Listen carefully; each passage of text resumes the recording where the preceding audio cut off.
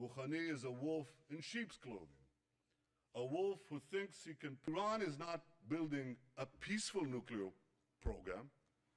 Iran is developing nuclear weapons. President of the United States, and I think and ultimately, weapons of mass destruction. That if diplomacy has any chance to work. Thank you, Mr. Prime Minister. John, one hell of a soundbite. מצב שיחות הגרעין עם איראן. אנחנו We are anxiously monitoring developments in these talks. We are holding discussions with the representatives of other major powers and are presenting them with a vigorous position to the effect that Iran must not be allowed to become a nuclear threshold state.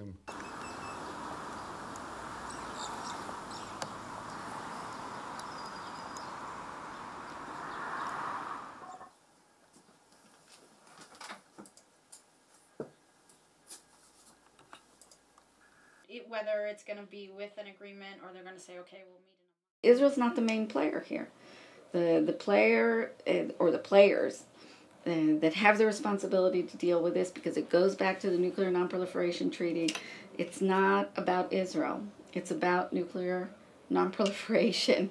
And we sometimes sort of forget this because Israel gets a little bit more vocal, and obviously Israel's the target of horrific rhetoric from the supreme leader, and so I don't think it's hard to understand why Israel puts itself more forward. But at the end of the day, this is about nuclear non-proliferation. It's about global security, and that's where it's going to have to be resolved.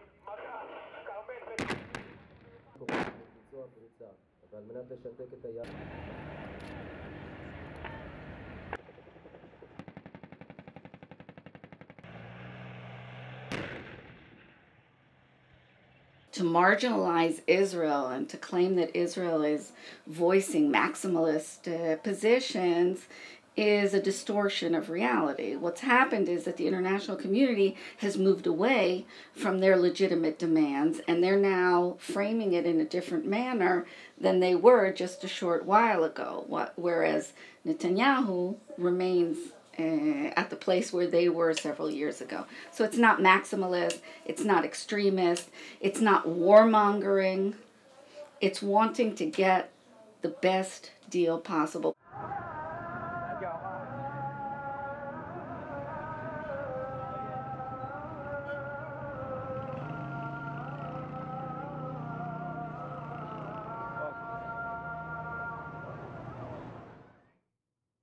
Well, I hope that the pressures continue. I mean, the fact that there's no deal now gives an opportunity to continue the economic pressures that have proven to be the only thing that brought Iran to the table, to continue them, to toughen them. I think that's the road that has to be taken.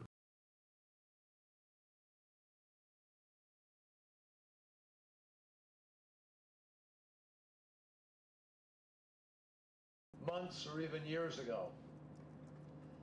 But in these last days in Vienna, Iran wants to keep itself at breakout. It wants to be able to move to a nuclear weapons capability at a time of its choosing, and it wants to get maximum sanctions relief for that. That's the game that they've been playing. They have no interest in the kind of deal that the P5+1 want. And therefore, this negotiation is very often discussed as if it's about, we're moving towards this shared goal we have. But there really isn't a shared goal. Maybe why don't you go take a first swing at this? First of all,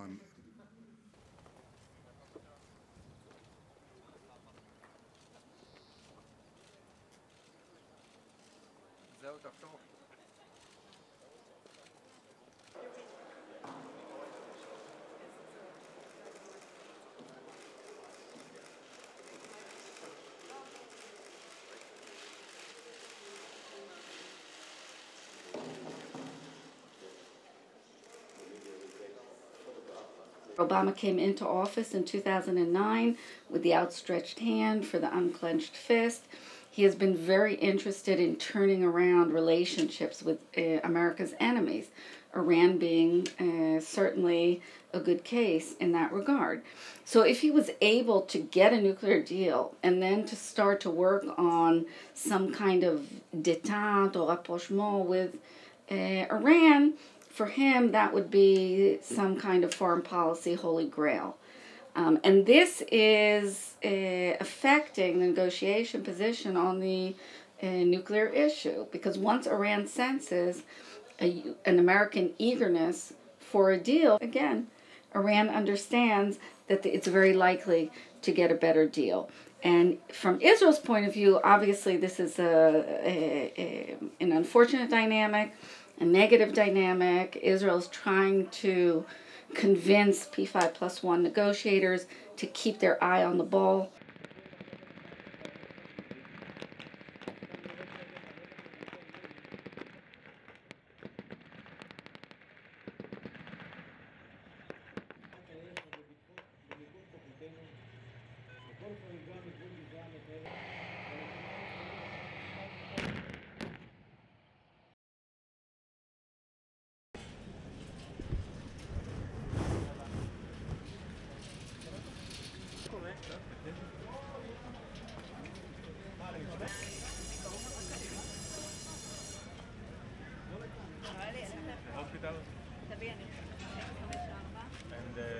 Israel can try to influence positions, as it's been doing all along.